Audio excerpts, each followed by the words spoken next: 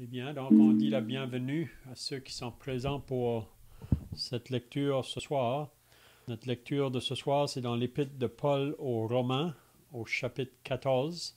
Puis on va lire du verset 1 à 12. Mais avant de faire la lecture, on va dire un mot dans la prière. Notre Dieu et notre Père, encore nous nous arrêtons pour venir devant ta sainte présence.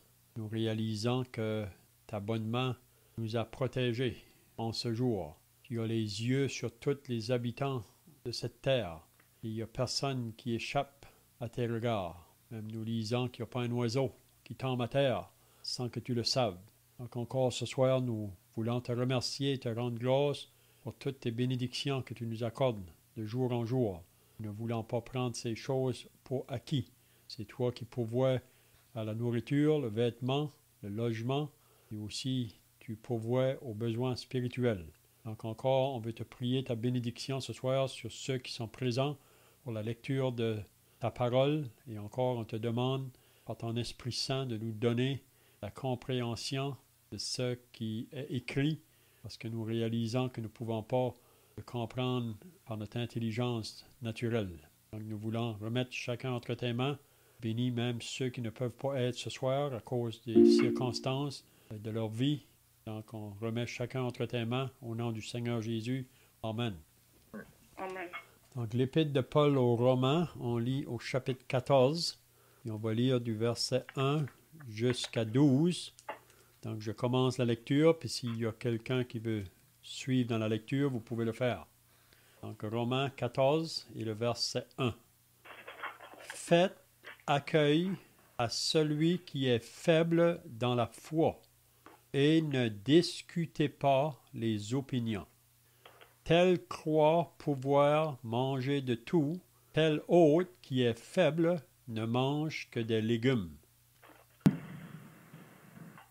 Que celui qui mange ne méprise pas celui qui ne mange pas, et que celui qui ne mange pas ne juge que celui, et celui qui ne mange pas, et que celui qui ne mange pas ne juge point celui qui mange, car Dieu l'a accueilli. Qui es-tu, toi, qui ne juges un serviteur d'autrui, qui se tient debout ou s'il tombe, cela regarde ton maître. Mais s'il se tient debout, car le Seigneur a le pouvoir de l'affermir. Elle fait une distinction entre les jours. Elle ose et estime tout égaux. Chacun ait en son esprit une conviction. Celui qui distingue entre les jours agit ainsi pour le Seigneur. Celui qui mange, c'est pour le Seigneur. Et rend grâce à Dieu. Celui qui ne mange pas, c'est pour le Seigneur qui ne mange pas. Et rend grâce à Dieu. C'est difficile à moi de vous écouter avec la façon que j'ai changé parce que j'ai le problème d'écoute. Donc, Okay, c'est bien. si c'est pas main libre, je n'écoute pas bien si je mets sur parce que j'ai le problème de oreille gauche. Ah, c'est bien. En effet, nul de nous ne vit pour lui-même et nul ne meurt pour lui-même. Car si nous vivons pour le Seigneur, et si nous mourons pour le Seigneur. Soit donc que nous vivions, soit que nous mourions, nous sommes au Seigneur. Car Christ est mort et il a vécu afin de dominer sur les morts et sur les vivants. Mais toi, pourquoi juges-tu ton frère? Toi, pourquoi méprises-tu ton frère? Puisque nous comparaîtrons tous devant le tribunal de Dieu. Or, il est écrit, je suis vivant, dit le Seigneur. Tout genou fléchira devant moi. Toute langue donnera gloire à Dieu. Ainsi, chacun de nous rendra compte à Dieu pour lui-même.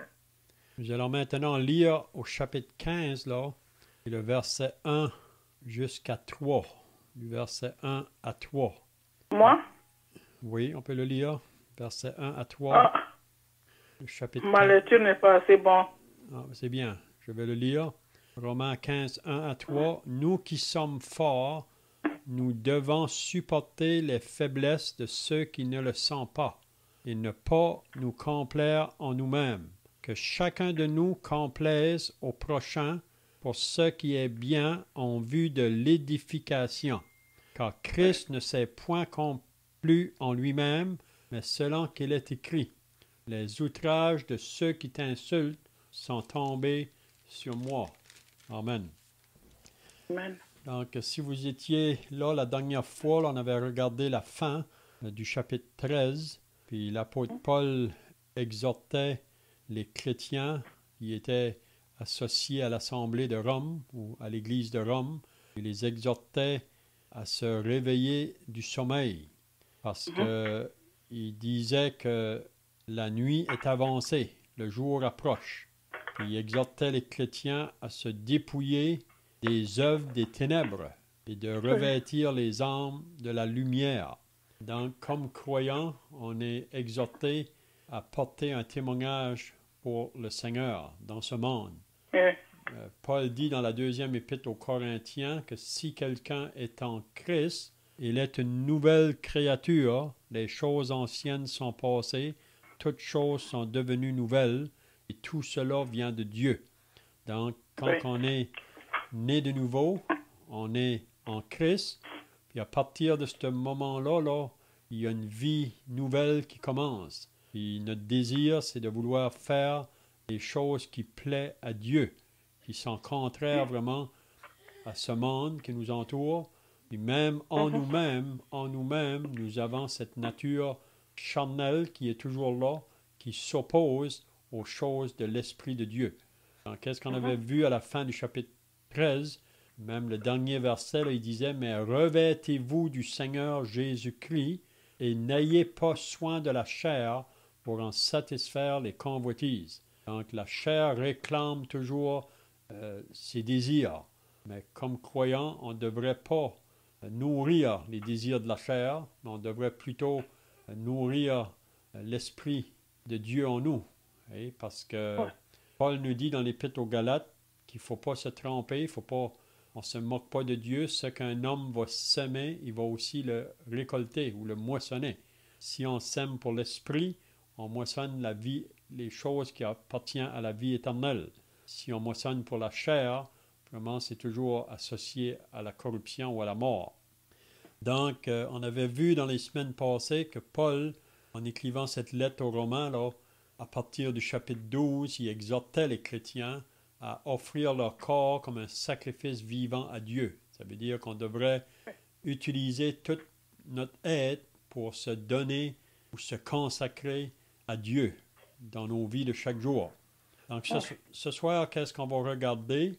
C'est un sujet qui parle à propos des croyants qui sont forts, puis d'autres qui sont faibles. Puis on va comprendre que celui qui est fort, c'est celui qui a acquis une certaine connaissance, une certaine maturité dans sa vie chrétienne, tandis que le faible, lui, peut-être qu'il est juste nouvellement sauvé ou ce n'est pas longtemps, donc il n'a pas encore acquis la connaissance du fort.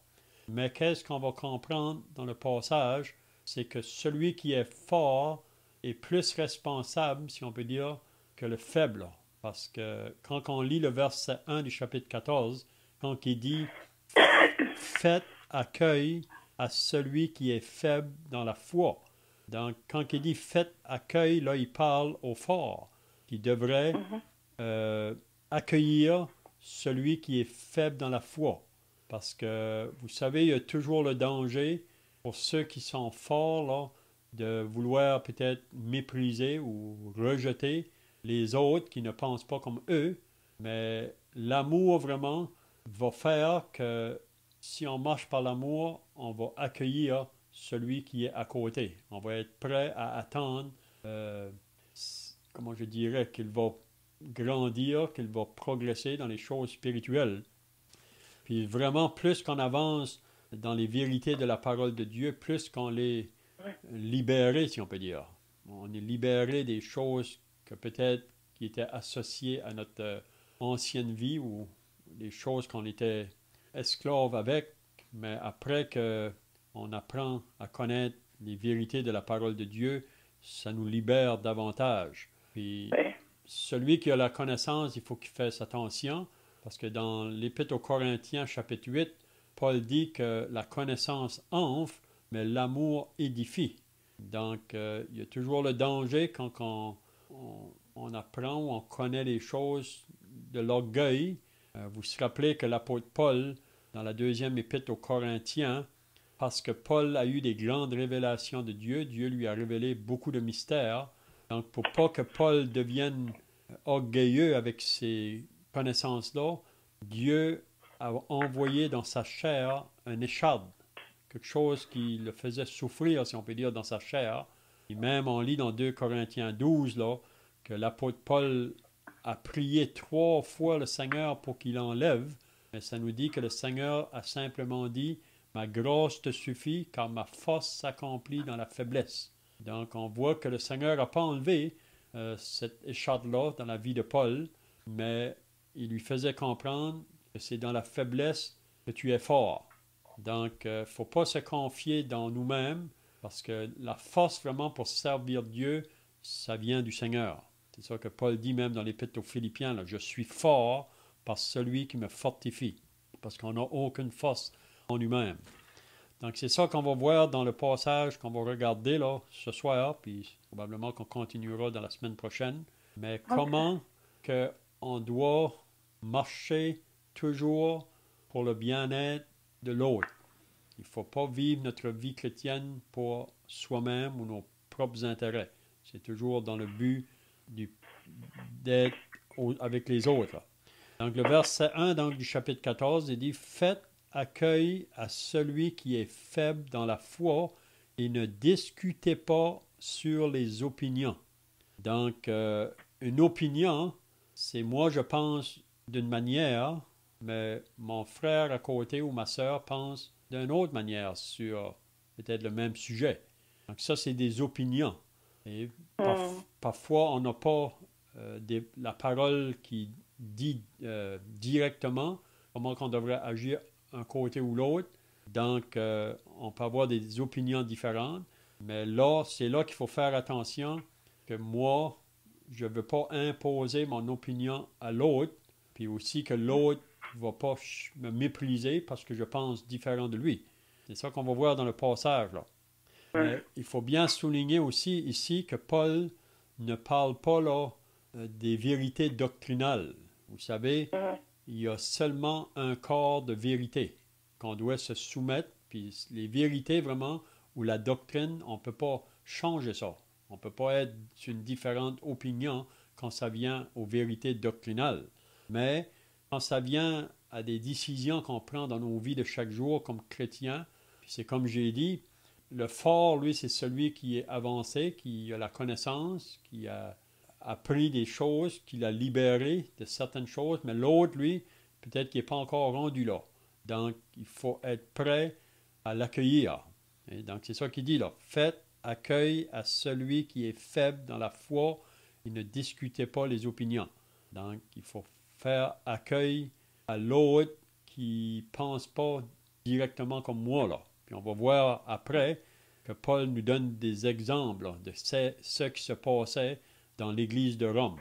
Puis aussi, peut-être c'est bien de souligner que dans l'Église à Rome, il y avait des Juifs, il y avait aussi des personnes des nations qui avaient été sauvées. Donc, il y avait des personnes juives. Donc, eux avaient leur arrière-plan, si on peut dire, autrefois, avant le salut. Puis ces choses-là, parfois, on ne se débarrasse pas de ça tout de suite. Mais en avançant dans la connaissance de la vérité, on comprend qu'il y a des choses qu'on doit se libérer là. Mais l'autre, lui, associé aux nations, lui, son arrière-plan est différent du juif. Donc, comment les deux vont pouvoir marcher ensemble dans l'Église ou dans l'Assemblée. Donc, c'est ça que Paul va nous faire comprendre dans ce passage qu'on lit là. Je ne sais pas si quelqu'un a d'autres pensées ici, là, ou des questions. Allô? OK, donc le verset 2 et 3, on va remarquer là, que Paul parle, qu'est-ce que c'était les difficultés là, à Rome, concernant un pense d'une manière, l'autre pense de l'autre. C'était concernant de manger la viande ou pas en manger. Et c'est ça qu'il dit au verset 2. Tel croit pouvoir manger de tout. Donc, pour un, lui, il croit qu'il peut manger de toutes les viandes. Même la viande qui est sacrifiée aux idoles, on peut la manger. Ça, on pourrait dire, c'est le fort. Tel autre qui est faible ne mange que des légumes. Donc, pour l'autre, lui, sa conscience lui dit qu'il ne doit pas manger ces viandes-là. Les viandes qui ont sacrifié aux idoles. Ce qui arrivait, on sacrifiait ces viandes-là aux idoles, puis ensuite, on allait vendre cette viande-là au marché.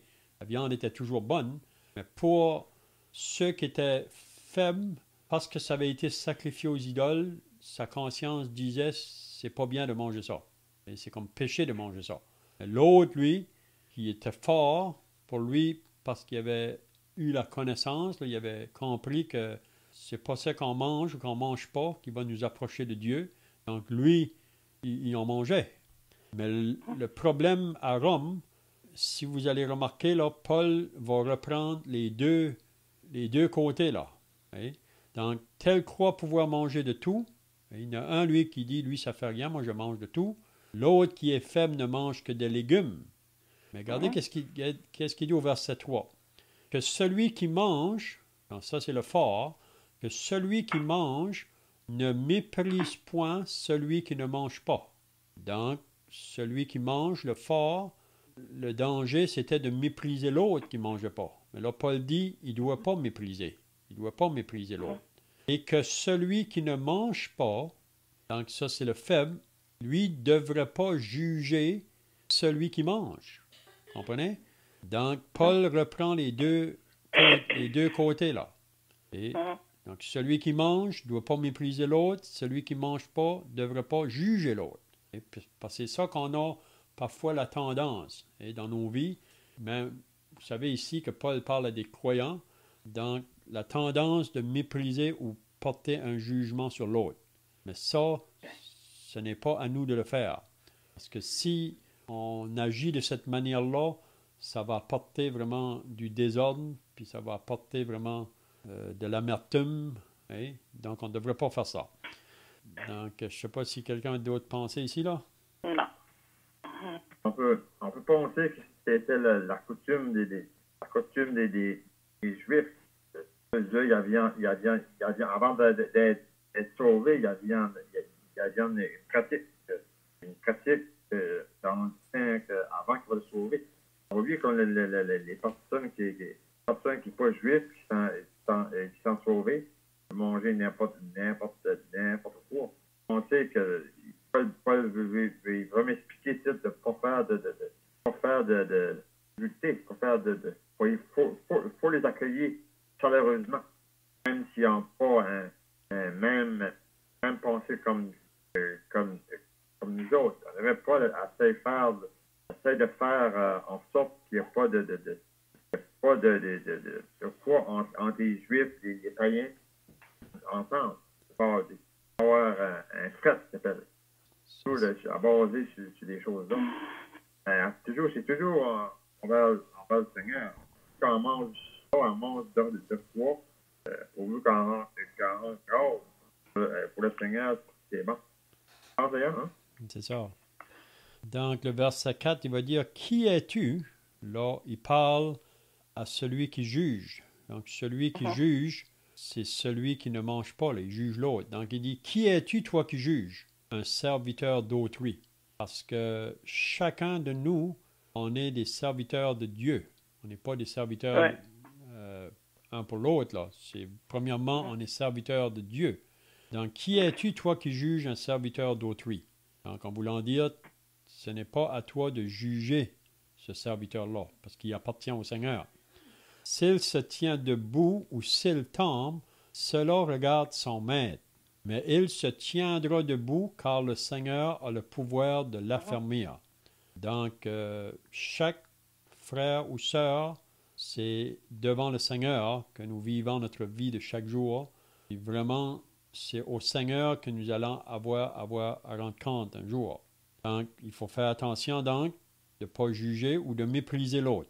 Et là, la deuxième chose qui se faisait à Rome, dans l'Assemblée, c'était concernant qu'il y a des personnes qui faisaient des distinctions avec les jours.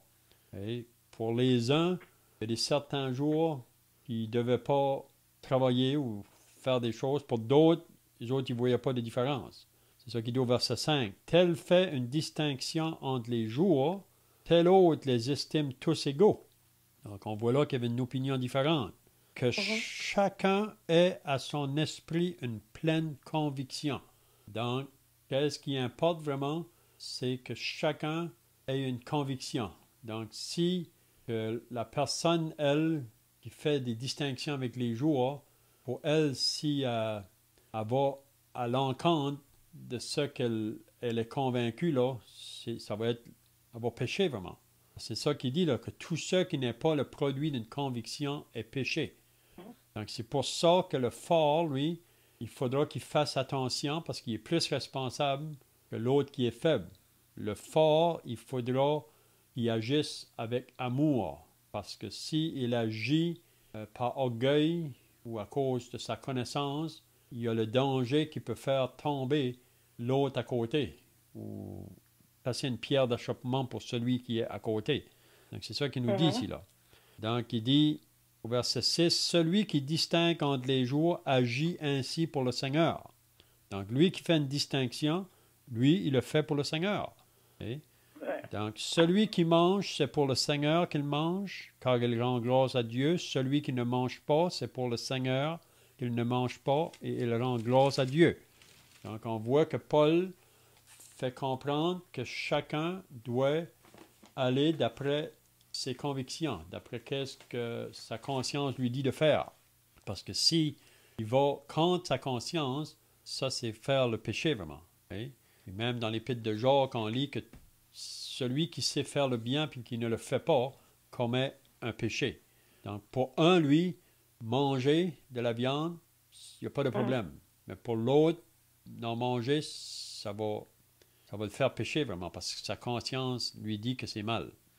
Donc, on arrive au verset 7 maintenant. « En effet, nul de nous ne vit pour lui-même. » Donc, Paul dit qu'il n'y a personne, si on est sauvé, si on est né de nouveau, notre vie maintenant, ce n'est pas pour nous-mêmes. Vous savez qu'on vit dans un monde aujourd'hui qui est pris par l'égoïsme. C'est qu'on vit pour soi-même. Et on ne vit pas pour les autres, on vit pour soi-même. Si vous lisez dans la deuxième épître à Timothée, Paul dit que dans les derniers jours, les temps seront difficiles. Il nous dit la raison pourquoi. Il dit c'est parce que les hommes seront égoïstes, amis de l'argent, fanfarons, hautains, blasphémateurs, rebelles à leurs parents, en parlant des enfants, ingrats, irréligieux, aimant le plaisir plus que Dieu. Donc ça, c'est l'homme qui vit pour soi-même. Puis avant le salut ou avant d'être sauvé, on est caractérisé par une vie pour soi-même. Mais après qu'on est né de Dieu, le Seigneur Jésus a dit à ses disciples qu'il faut s'aimer les uns les autres. Et c'est comme ça que le monde reconnaîtra que vous êtes mes disciples. Donc il faut qu'on ait de l'amour pour notre frère, pour nos sœurs, puis on veut le bien pour eux. Et on est content quand que Dieu leur apporte la bénédiction, et on n'est pas jaloux. Et aussi, s'ils souffrent, on souffre avec eux. S'ils se réjouissent, on se réjouit avec eux. Donc, c'est ça l'enseignement vraiment du Nouveau Testament. Donc le verset 7, « En effet, nul de nous ne vit pour lui-même, et nul ne meurt pour lui-même. » Donc, c'est ça que l'enseignement du Seigneur Jésus. C'est que lui-même, c'est ça qu'on a lu au chapitre 15, là. Si on voit de nouveau au chapitre 15, là, qu'est-ce que Paul disait? Au verset 1, il dit, « Nous qui sommes forts, nous devons supporter les faiblesses de ceux qui ne le sont pas et ne pas nous complaire en nous-mêmes. » Donc, il y a toujours ce danger-là, que ceux qui sont forts, ceux qui ont la connaissance, de marcher par eux-mêmes, mais ce n'est pas la manière qu'on devrait marcher comme croyants. Si on marche dans l'amour, ça va être pour les autres. Donc le verset 2 du chapitre 15 dit que chacun de nous complaise au prochain pour ce qui est bien en vue de l'édification. Donc on fait tout pour édifier mon frère, pour que mon frère soit fortifié, qu'il soit exhorté. C'est ça qu'on a appelé à faire. Puis il nous dit, car Christ ne s'est point complu en lui-même, mais selon qu'il est écrit. Donc le Seigneur Jésus, si on lit les évangiles, c'était toujours pour le bien des autres, toujours. Partout où il allait, il faisait du bien à ceux qui venaient en contact avec lui. Donc c'est ça qu'on a appelé.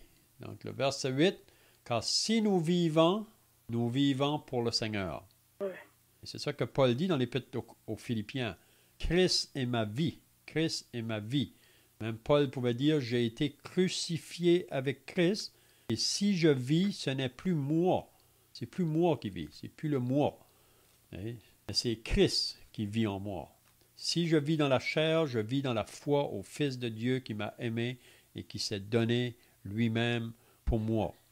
Donc si nous vivons pour le Seigneur. Et si nous mourons pour le Seigneur. Donc notre vie, c'est servir le Seigneur. Soit que nous vivons, soit que nous mourons. Puis quand on serve le Seigneur ou quand on aime le Seigneur, parce que vous savez que c'est le Seigneur qui mérite la première place, et c'est ça le premier plus grand commandement, tu aimeras le Seigneur ton Dieu de toute ta force, de toute ton âme, de toute ta pensée, de tout ton cœur, et ton prochain comme toi-même. Donc, aimer Dieu, premièrement, puis ensuite, on va aimer ceux qui nous entourent. Okay? Donc, car si nous vivons pour le Seigneur, et si nous mourons pour le Seigneur. Soit donc que nous vivions, soit que nous mourions, nous sommes au Seigneur. Donc, c'est vraiment des vérités qui sont très encourageantes, si on peut dire, ou exhortantes, que notre vie, c'est pour le Seigneur. Et sauvé pour servir le Seigneur. Donc, je ne sais pas si quelqu'un a d'autres pensées ici, là. Allô? OK, donc le vers... Oui? Oui. Vous avez des questions, là, non? Non, j'ai tout compris. OK, car Christ est mort, et là, il nous donne encore l'exemple de Christ ou de Jésus. Christ est mort et il a vécu afin de dominer sur les morts et sur les vivants. Donc le Seigneur Jésus, c'est lui qui a donné sa vie. Et vraiment, la raison qu'il a donné sa vie, c'est pour que nous, qui étions perdus dans nos péchés, que nous ayons la vie éternelle. Donc le Seigneur Jésus, parce qu'il était Dieu manifesté en chair, ne pouvait pas mourir. Et la raison qu'il est mort, c'est parce qu'il a porté nos péchés sur lui. Donc, quand il a été sur la croix, c'est à cause de nos péchés. Et on lit ça dans 1 Corinthiens 15. Christ est mort pour nos péchés. Il n'est pas mort pour ses péchés à lui. Donc, c'est nous qui méritions d'être jugés à cause de nos péchés. C'est nous qui aurions dû être frappés sur la croix. Mais Jésus a pris notre place. Donc, Christ est mort, il a vécu afin de dominer sur les morts et sur les vivants. Donc, c'est à lui vraiment qu'on va avoir à rendre compte. Et un jour, le Seigneur Jésus va se lever pour juger. Présentement, il sauve. Et c'est ça qu'il a dit, je ne suis pas venu pour juger, je suis venu pour sauver. Donc, encore aujourd'hui, le message de l'Évangile, c'est que le Seigneur Jésus sauve. Et il dit, venez à moi, vous tous qui êtes fatigués et chargés, et je vous donnerai du repos. Et il peut dire, je suis la porte. Si quelqu'un entre par moi, il sera sauvé.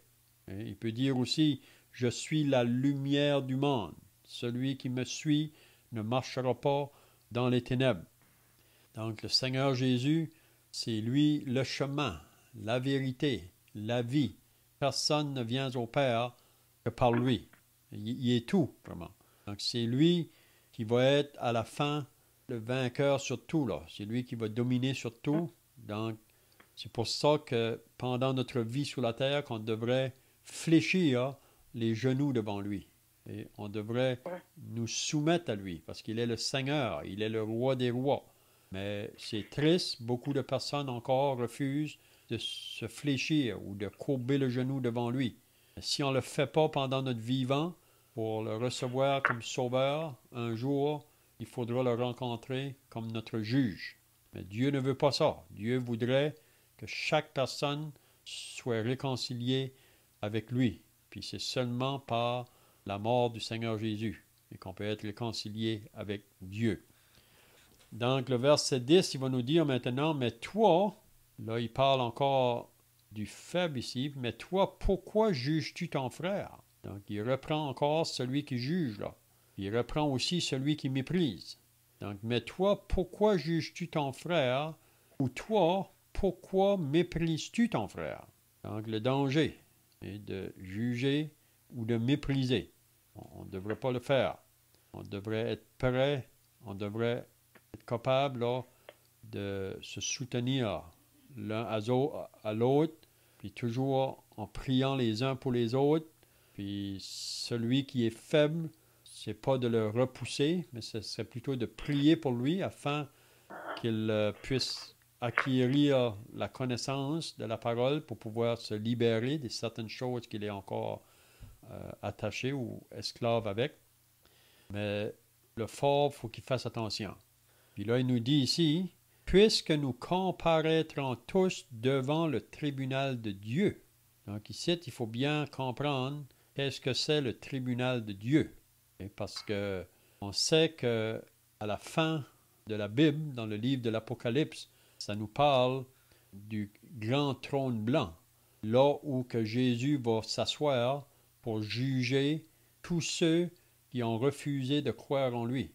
Vous savez, tous ceux qui vont être là pour être jugés pour leurs péchés, là, c'est tous ceux qui n'ont pas cru en Jésus pendant leur vivant sur la terre. Donc ceux, ils seront jugés pour leurs péchés. Mais ici, il parle à des croyants. Donc on sait que le chrétien, lui, il ne va pas aller en jugement au jour dernier, au grand trône blanc, pour être jugé pour ses péchés, parce qu'il a cru en Jésus.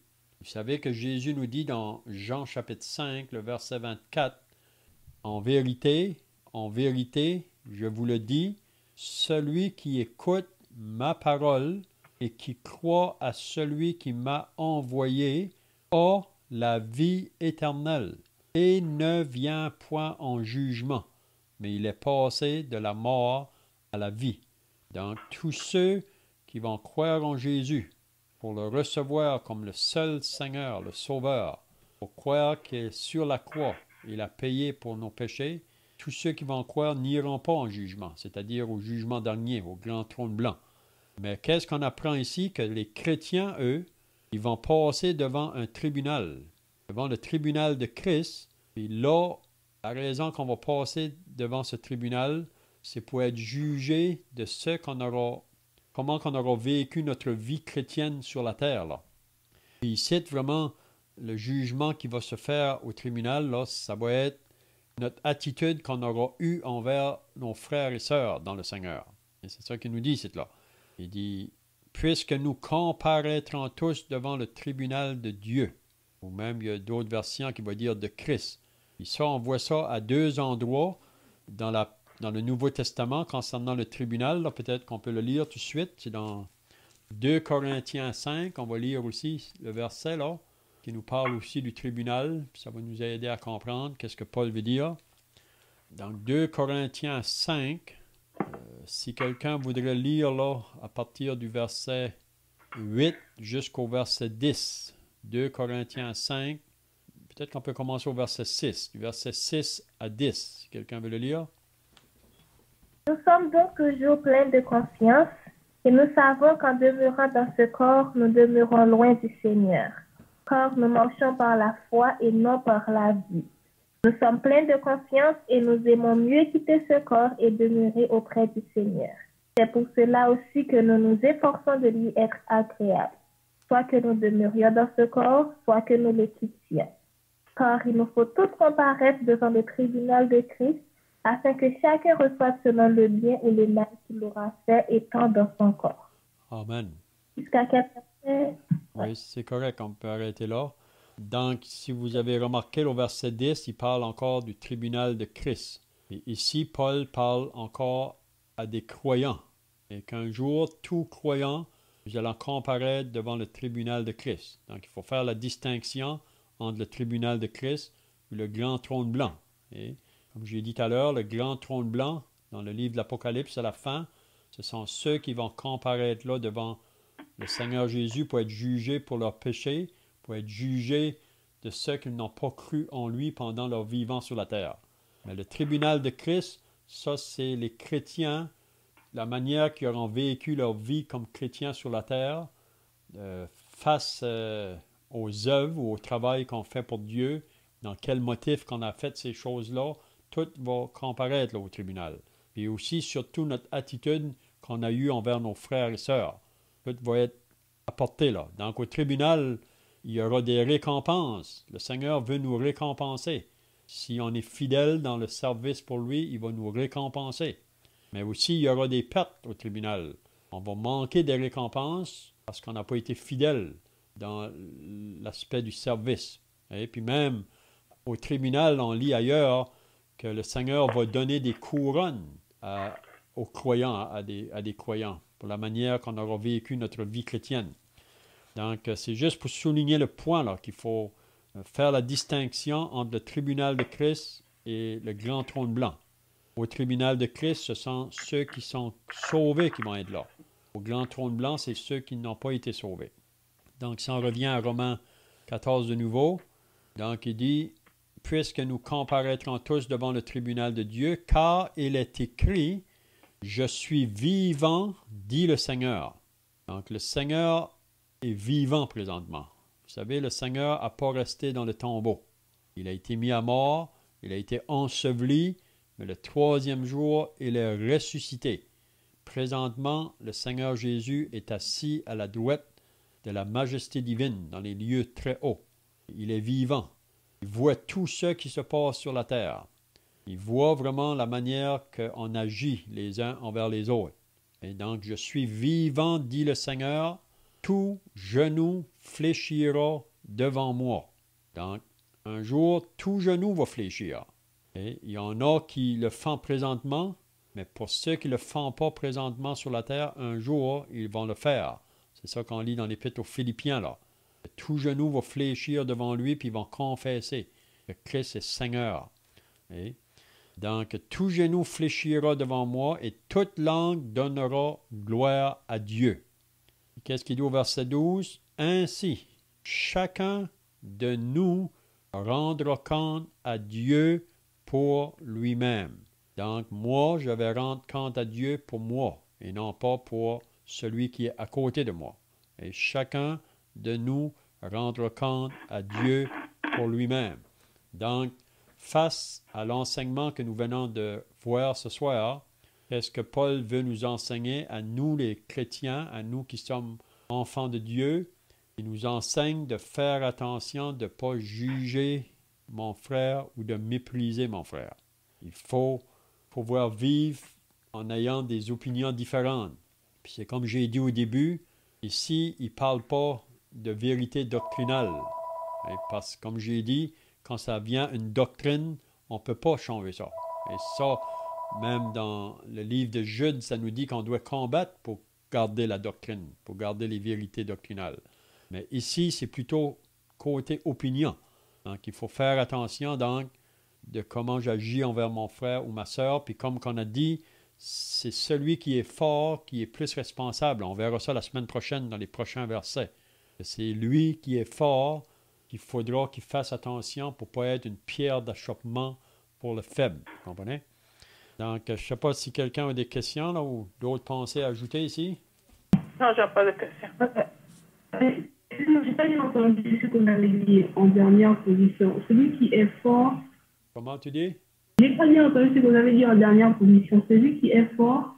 C'est lui qui va être plus responsable, vraiment, devant le tribunal de Christ, là, parce qu'il est fort, c'est parce qu'il a la connaissance. Il faut qu'il fasse attention, par sa connaissance, là, d'être une pierre d'achoppement pour le faible. Et peut-être qu'on pourrait lire un passage là, qui va aider à comprendre ça. C'est dans 1 Corinthiens 8. 1 Corinthiens 8, on peut lire un passage qui nous aide à comprendre ça. À partir du verset 1. Dans 1 Corinthiens 8, et on va lire à partir du verset 1. Donc, je commence la lecture, puis vous allez suivre. Là. On va lire peut-être jusqu'au verset Oui, on peut tout lire le chapitre, vraiment. Ça va nous aider à comprendre la pensée de Romains 14. Donc, je commence la lecture, puis vous allez suivre. 1 Corinthiens 8, il dit « Pour ce qui concerne les viandes sacrifiées aux idoles, nous savons que nous avons tous la connaissance. La connaissance enfle, mais la charité édifie. » Donc ici, c'est bien de souligner ça. La connaissance... C'est Romains 14. Oui, Romains, 1 Corinthiens 8 ici qu'on est en train de lire. Là. 1 Corinthiens 8, et le verset 1. La connaissance enfle, mais l'amour édifie. Si quelqu'un croit savoir quelque chose, il n'a pas encore connu comme il faut connaître. Mais si quelqu'un aime Dieu, celui-là est connu de lui. Pour ce qui est donc de manger des viandes sacrifiées aux idoles, nous savons qu'il n'y a point d'idole dans le monde et qu'il n'y a qu'un seul Dieu. Donc, si quelqu'un veut continuer. En effet, il est vrai qu'il y a des êtres appelés dieux, soit dans le ciel, soit sur la terre, et de fait, il y a beaucoup de dieux et de seigneurs. Néanmoins, pour nous, il n'y a qu'un seul Dieu, le Père de qui viennent toutes choses et pour qui nous vivons, et un seul Seigneur, Jésus-Christ, par qui tout existe et par qui nous vivons. Mais tous n'ont pas cette connaissance. Quelques-uns, marqués par la manière dont ils perçoivent encore les idoles, mangent de ces viandes comme leur étant sacrifiées, et leur conscience, qui est faible, en est souillée. Ce n'est pas un aliment qui nous rapproche de Dieu. Si nous en mangeons, nous n'avons rien de plus. Si nous n'en mangeons pas, nous n'avons rien de moins. Prenez garde toutefois que votre liberté ne devienne une pierre d'achoppement pour les faibles. Car si quelqu'un te voit, toi, qui as de la connaissance, assis à la table dans un temple d'idole, ta conscience à lui qui est faible ne portera-t-elle pas à manger des viandes sacrifiées aux idoles, des viandes sacrifiées aux idoles? Ainsi, le faible payera la connaissance, frère de quel Christ est mort. Donc, en chante de sorte contre les frères et en blessant leur conscience faible, péché contre Christ. Et pourquoi, si un aliment scandalise mon frère, je ne mangerai jamais de viande, afin de ne pas scandaliser mon frère. Amen. Donc ici, c'est bien clair. Vous savez, pour Paul, il ne voyait pas de problème de manger la viande. Et lui, on pourrait dire que Paul, c'était lui qui est fort. Mais pour Paul, s'il savait que l'autre frère à côté de lui, sa conscience va le blesser, là. En voyant Paul de manger de cette viande-là, Paul dit, moi, je ne vais pas en manger. Ça, c'est vraiment l'amour, vraiment.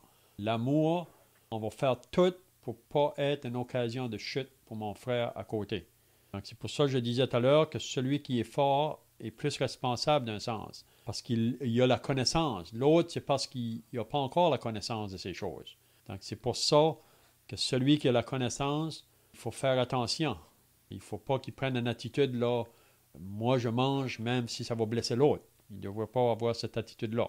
Celui qui a la connaissance devrait agir par amour. Il ne doit rien faire pour ne pas être une occasion de chute pour le frère qui est à côté. Et c'est ça qu'on a lu au verset 9. Là. Prenez garde toutefois que votre liberté ne devienne pas une pierre d'achoppement pour les faibles.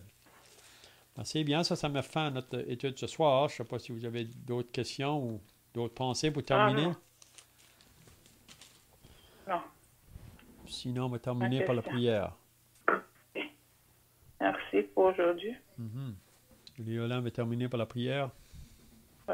Dieu, notre Père dans le ciel, nous voulons venir devant toi, merci encore pour toi qui ont écrit ta sainte parole et ensemble, Dieu, ceux qui sont faibles, pour prier ceux qui sont faibles. Ensemble, Dieu, chacun de nous, comme des fois, faibles.